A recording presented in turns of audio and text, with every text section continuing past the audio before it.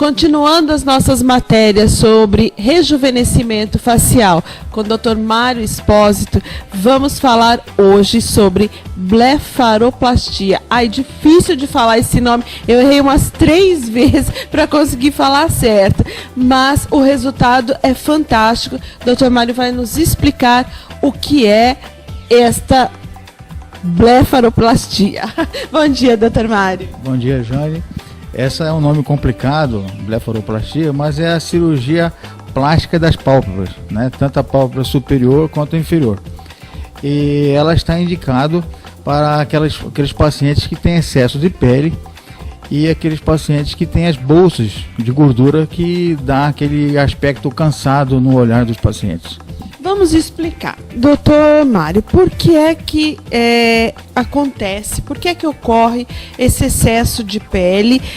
Quando, em que idade nós vamos começar a notar que eles começam a incomodar? É por volta de mais ou menos os 35 anos de idade, que a gente começa a perceber mais esse excesso de pele. Em alguns casos pode estar associado com as bolsas de gordura, né? Em decorrência do envelhecimento. Falta de tonificação da pele. E aí vai fazendo o quê? Cria mais pele? Ela cai? Como é que é? Ela fica flácida, né? Ela fica flácida e ela desce, entendeu? E alguns pacientes ficam muito incomodados com isso e procuram o cirurgião facial para fazer a cirurgia plástica e melhorar aquele olhar. Aí o olhar, ele vai ficando parecendo triste, cansado, e realmente é isso que acontece mesmo. A tonicidade da pele vai perdendo e ele vai ficando cansado mesmo, e aí a pele vai caindo. Exatamente, a pele vai ficando sem viço, aquele olhar sem viço, né?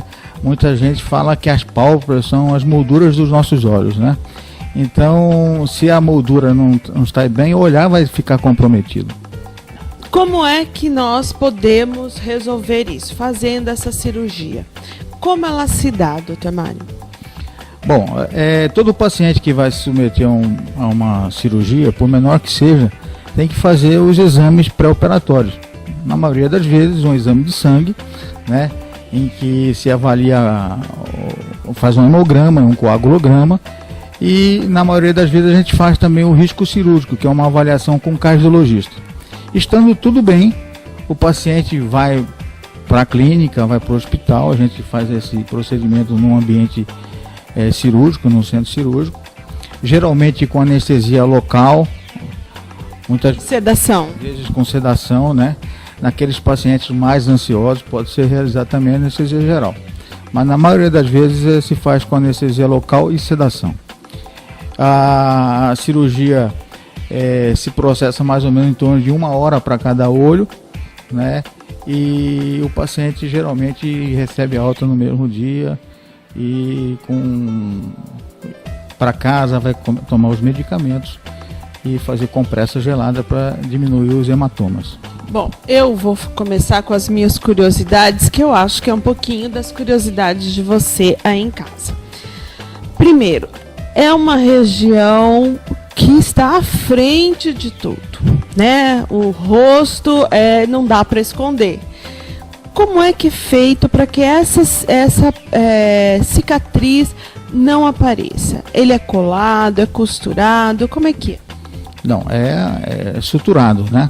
Mas a gente tem manobras cirúrgicas na pálpebra superior. A gente faz a incisão em um sulco, que é o sulco palpebral, que normalmente quando o paciente fica com os olhos abertos, isso não vai aparecer, essa cicatriz, entendeu? Então, essa é a de cima. De cima. E a pálpebra inferior, a gente faz uma incisão subciliar, então logo abaixo dos cílios inferiores. Então os cílios também vão disfarçar a cicatriz. E é uma região que a cicatriz é muito boa na maioria das pessoas, então quase não se percebe a cicatriz nesse local. Mas assim, não é bem assim. Isso tem que ter a habilidade do médico também. Não é qualquer cirurgião que vai conseguir fazer isso. Tem que ter uma habilidade, porque é tão pequenininho que eu estou imaginando assim aqueles pontinhos pequenininhos. Tem que ter essa habilidade, não tem, doutor? Para a cirurgia tem que ter um mínimo de técnica cirúrgica, né, de habilidade. O cirurgião com habilidade logicamente, os resultados vão ser melhores, né? Então, nós estamos vendo aí algumas imagens que na pálpebra superior, só vai ver a hora que eu tiver com os olhos fechados, isso, assim, se prestar muita atenção. Exatamente, porque a pálpebra, ela é a pele mais fina do nosso corpo, e ela como eu disse anteriormente, é uma área de muito boa cicatrização, né? Então, quase não se percebe isso, entendeu? E na pálpebra inferior, fica bem disfarçado pelos cílios. Então, eu percebo que muitas pessoas, além de ter a pele já flácida, tem ele é mais alto. Essas são as gorduras? São as famosas bolsas de gordura, né? Que também incomodam os pacientes, né? Dão aquele aspecto cansado mesmo no olhar, né? E você tem que fazer o procedimento para remover o excesso desse tecido gorduroso, tá? Você não pode tirar totalmente aquela gordura, porque senão vai ficar aquele olhar muito encovado, entendeu? Então você limita até onde não comprometa o olhar do paciente. Porque o que a gente sempre conversa aqui, em todas essas intervenções e todos esses assuntos que a gente aborda com o Dr. Mário, é o bom senso do médico, né? Porque em alguns casos, o médico, acho que ele tem a ânsia ou não tem a habilidade, que a gente percebe, você olha, a pessoa fica com o olho mais aberto, tem esse problema. O que vale é o bom senso do médico, o senhor vê dessa forma? Exatamente isso. Acho que em medicina, como em toda a nossa vida, o bom senso predomina, né? Tem que predominar. Então é melhor, às vezes, a gente tirar de menos do que tirar de mais, entendeu? Se for possível, se precisar, a gente faz um retoque depois, tá? Mas é melhor do que você tirar de mais. Doutor Mário, antes de ligar as câmeras, eu sempre fico perguntando uma série de coisas aqui pro Dr. Mário, eu fico conversando com ele, a minha equipe também que vem junto também tem informações, quer saber. E a gente sabe que em alguns casos, pessoas jovens têm essa bolsa de gordura. E aí, como é que eu faço? Tem como limpar essa região? Seria isso? A gente poderia dizer assim? Bom, existe uma técnica própria para esses pacientes jovens que têm a bolsa de gordura, que é a blefaroplastia inferior transconjuntival, em que a gente faz uma incisão por dentro dos olhos, pela conjuntiva. E você consegue retirar esse excesso de gordura e vai ficar sem cicatriz, né? Geralmente são pessoas jovens que não têm excesso de pele. Então, nesse caso, está muito bem indicado, os resultados realmente são muito bons. Em que casos essas pessoas acumulam essa gordura? É normal? É hereditário? São aquelas pessoas que, às vezes, é mais cheinha, né? Às vezes tem uma predisposição familiar, né? Ou característica individual daquela face, né, do paciente. Então, apesar de jovem, acumula gordura naquela região. A gente falou do pré-operatório. O pós, como é que é? Bom, o pós-operatório é tão importante quanto o procedimento cirúrgico, né?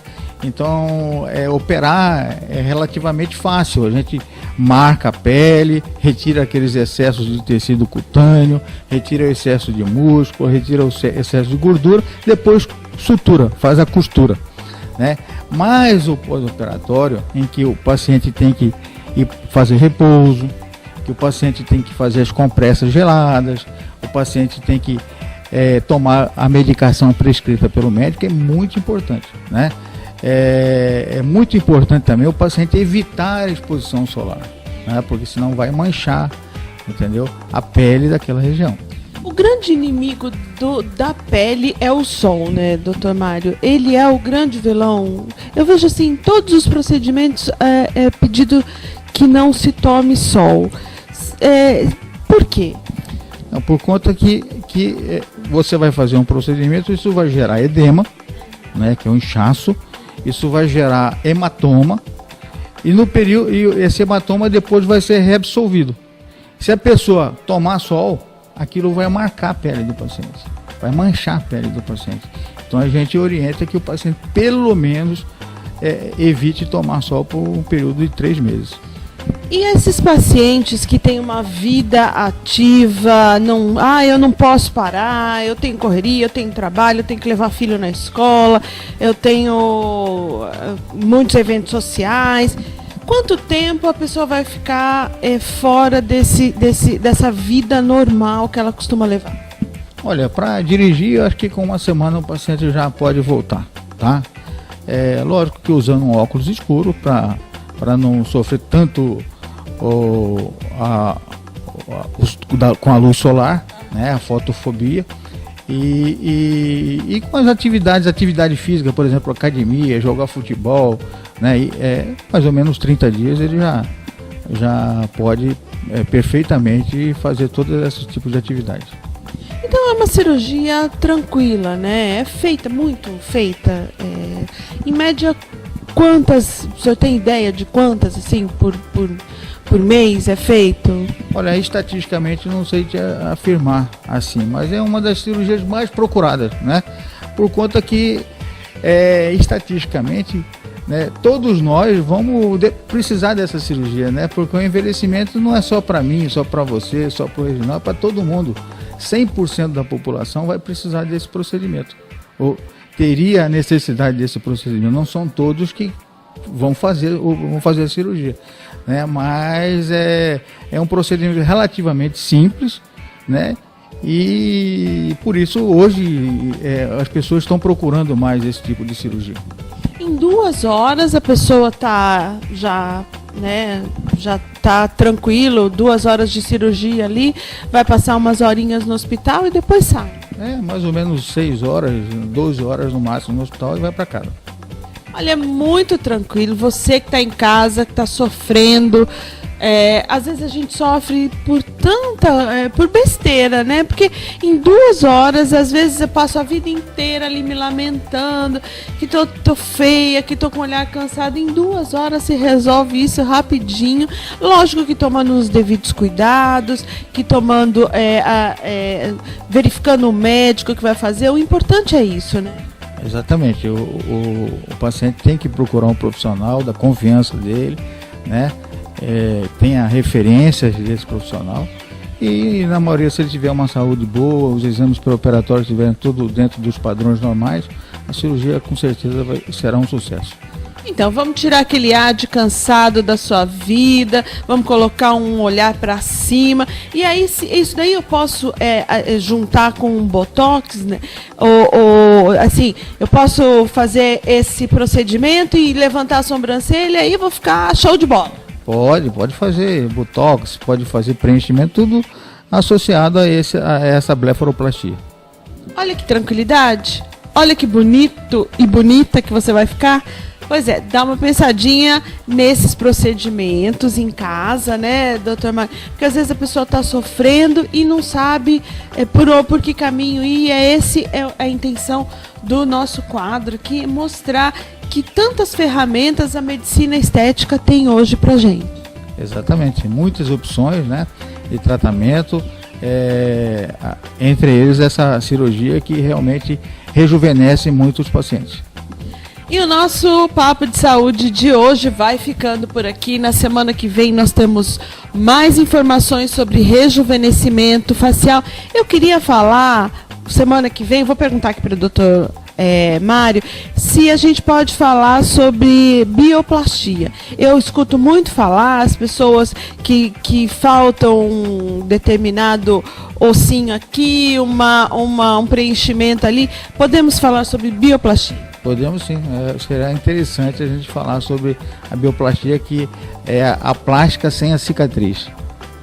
Olha que coisa boa! Então na semana que vem fica ligadinho aí que nós vamos falar sobre bioplastia, a plástica sem cicatriz.